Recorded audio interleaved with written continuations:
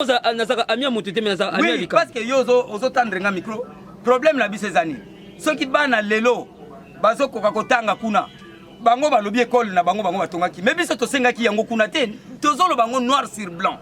Que école biso to sengaki na mabele na biso batonga yango école moderne. Bachana courant. Bachko sana courant. Maya malamu. Maya malamu ezate. Na hôpital. Hôpital pe ezate. Depuis 2014 auto signal bango convention ti lelo. Mais $10,000 bozwaka. $10,000 par mois, par an. Parce que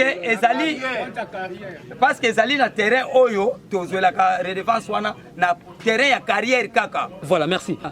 Papa, est-ce que vous allez confirmer biso que bino boza ba ancêtre na mboka oyo? Vous allez confirmer biso ata eloko moko pepisa sali na avantage na bino ezate? Vraiment na sepeli mais c'est les journalistes pour na couper sa parole.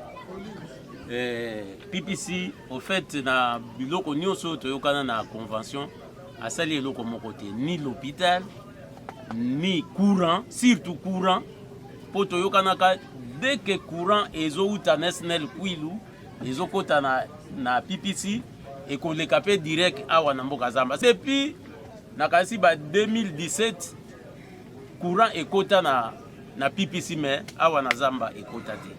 Yango na yebisio ke PPC asaline nanu eloko moko te na ba autochtone ya mboka zamba.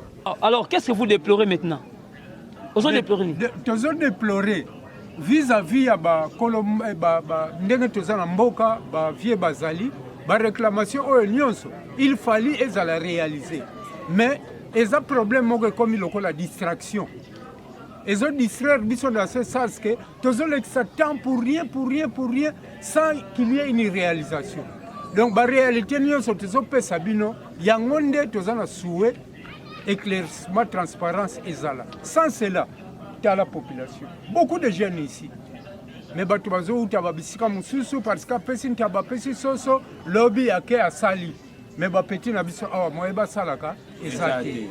Alors qu'est-ce que vous déplorez maintenant?